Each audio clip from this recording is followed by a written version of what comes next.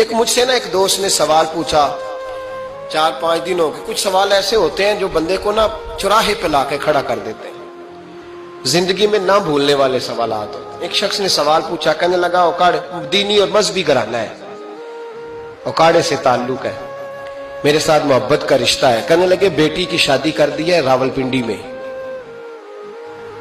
آپ کی بھی بیٹیاں ہیں, میری بھی بیٹی ہے. بیٹی کی شادی کر دی ہے راولپنڈی میں. اب بچی چند دن رہنے آئی ہے. پوچھنا یہ ہے کہ نماز پوری پڑے گی کہ قصر پڑے گی.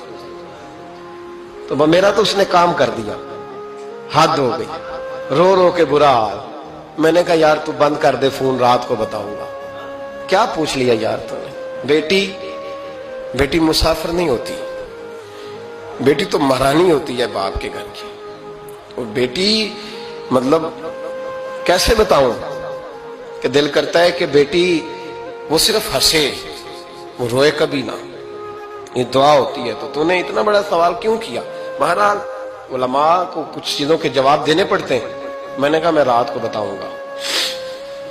رات کو پھر فون آیا کہ آپ تو بڑی جلدی جواب دینے کے عادی ہیں, تو دیر کیوں کر دی؟ تو میں نے کہا یار جواب تو میرے پاس تھا لیکن ہمت نہیں تھی ابھی. تو میں نے کہا کہ اگر تو بیٹی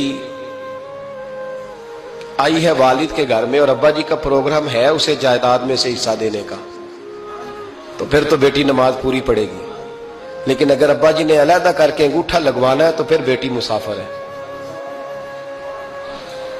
اگر ابا جی نے اس کو علیحدہ کر کے انگوٹھا لگوانا ہے نا کہ دے دے بھائیوں کو, خیر ہے تیری شادی پہ خرچہ کر دیا ہے. اگر ابا جی کے دل میں نے کہا یہ ابے سے فتویٰ پوچھ لو, اگر ابا جی کے دل میں چور ہے نا کہ بیٹی کو دینا کچھ نہیں, تو پھر بیٹی نے نماز قصر پڑھنی ہے. اس لیے کہ پھر وہ وہاں حصے دار.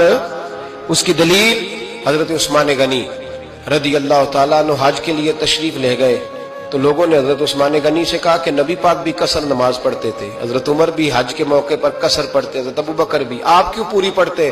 فرمایا ان کا مکے میں گھر کوئی نہیں تھا, میرے تو پورے کے پورے باغ ہیں, تو میں یہاں مسافر نہیں ہوں, میں یہاں مقیم ہوں. تو اگر تو بیٹی کا حصہ بھی ہے ابا جی کے گھر میں تو پھر وہ نماز پوری پڑے گی. لیکن اگر ابا جی نے اللہ تعالیٰ خیر فرمائے بیٹوں کے حق میں فیصلہ سنا دیا ہے اور انہوں نے بیٹی سے کہہ دیا ہے کہ چھوڑ, جو بیٹیاں حصہ لیتی ہیں ان کے بھائی نہیں ملتے, تو نہ ملے بھائی, کوئی عرض نہیں.